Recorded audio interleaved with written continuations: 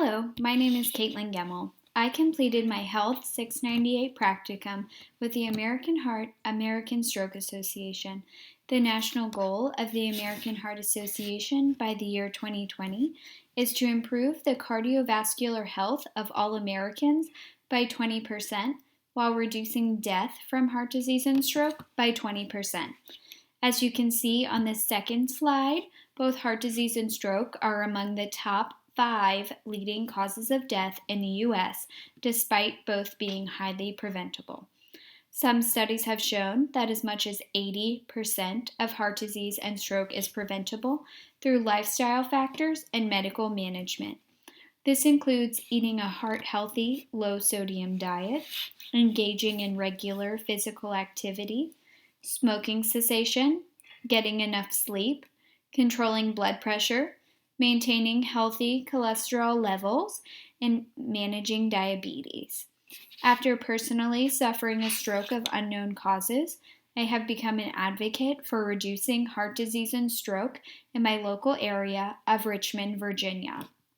The purpose of this practicum is to provide education, resources, and opportunities to community members, businesses, and faith-based organizations to reduce heart disease and stroke.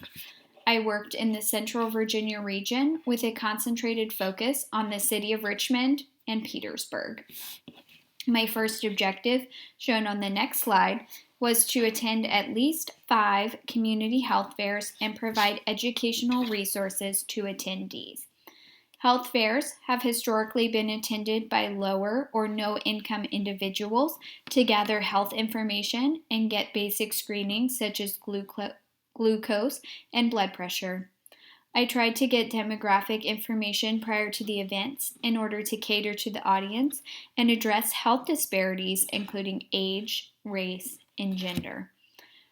Throughout my practicum, I was able to attend 6 health fairs and provide information on the signs and symptoms of a heart attack in both men and women, the fast symptoms to identify a stroke, how to manage blood pressure through both lifestyle and medication if necessary, how to reduce sodium and sugar in the diet, how to increase physical activity, and healthy eating on a budget. Additionally, at each health fair I attended, I did demonstrations of compression-only cardiopulmonary resuscitation, also known as bystander CPR. This involves fast-paced compressions on the chest to revive a person whose heart has stopped or they are not breathing. This does not include the 30-2 compressions to breaths. It is compressions only. The constant compressions force the heart to pump blood and provide oxygen throughout the body. This technique has gained recognition by healthcare professionals to address the current 12% survival rate of out-of-hospital sudden cardiac arrest. Each demonstration included a 1-minute video and a psychomotor demonstration to show the pace of 100 compressions per minute to the tune of the song Stayin' Alive by the Bee Gees. Attendees were given the opportunity to practice on inflatable mannequins in order to ensure that they had the correct technique. On the next slide, my second objective was to utilize the American Heart Association's Healthy Food and Beverage Toolkit. This resource is designed for groups and organizations to make healthy changes to the food they serve. I was able to have several meetings with local churches and discuss their current health habits and their goals for promoting healthy eating and physical activity within their congregation. I was able to provide information about where and how to get started and what small changes they could make that would have a large impact over time. One example of this was taking salt shakers off of the tables in order to eliminate the act of mindlessly sitting down and just adding salt and pepper to the food. This was not to go as far as to not provide any salt at all, but rather to have salt packets available with the food so that it had to be a conscious decision to add the extra salt. While I was not able to get any official commitments to the healthy food and beverage toolkit components, it was evident that the groundwork had been laid and continued work would occur. I was grateful for one particular experience in which I was asked to do a healthy cooking demonstration at a church get-together. I entered the experience with an open mind and left with an even fuller heart. The event I went to was having a dinner and fellowship in addition to my demonstration. The dinner provided was pizza and soda with no other options. During and after the demonstration, I could hear chatter around the room that they needed to provide healthy choices at these gatherings and that it was possible for them to serve easy, healthy food for a group, such as what I had prepared at the demo. The group being able to see that on their own meant so much more to me than them signing a piece of paper vowing to eat better in an arbitrary manner. On the next slide, you can see the results of my You're the Cure advocacy objective. My intention was to recruit at least 50 new participants, which I far exceeded. You're the Cure is an online grassroots advocacy campaign that is meant to get constituent opinions to local legislators.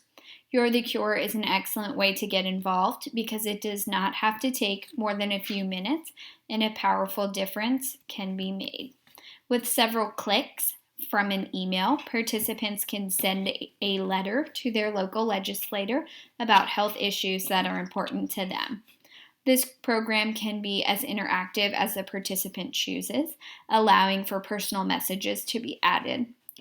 You're the Cure advocates are also invited to Lobby Day at the State General Assembly in order to speak directly with their representatives.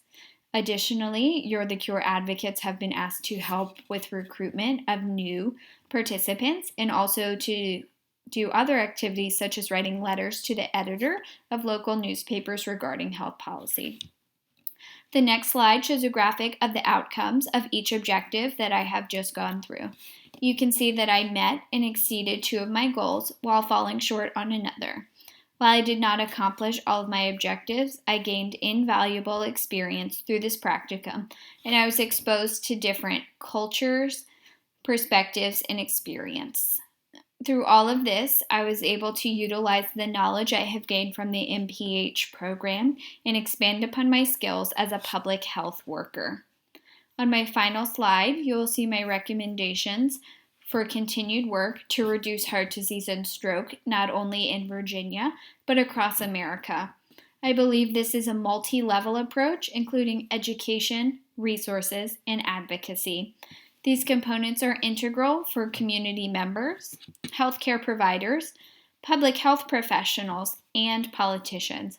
While it may sound cliche, knowledge truly is power, and by getting the right information to the right people, change can happen. In today's digital world, it is easy to get untrue or embellished information from the internet and other sources. This makes it that much more important to disseminate relevant, educational information to empower individuals to make lifestyle changes to be healthier.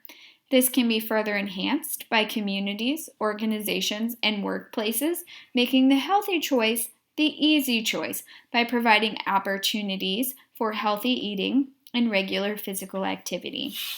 Heart disease and stroke do not have to continue claiming the lives of millions of Americans annually. With perseverance and diligence, we can combat this major public health problem and reduce its occurrence. Thank you so much and have a great day.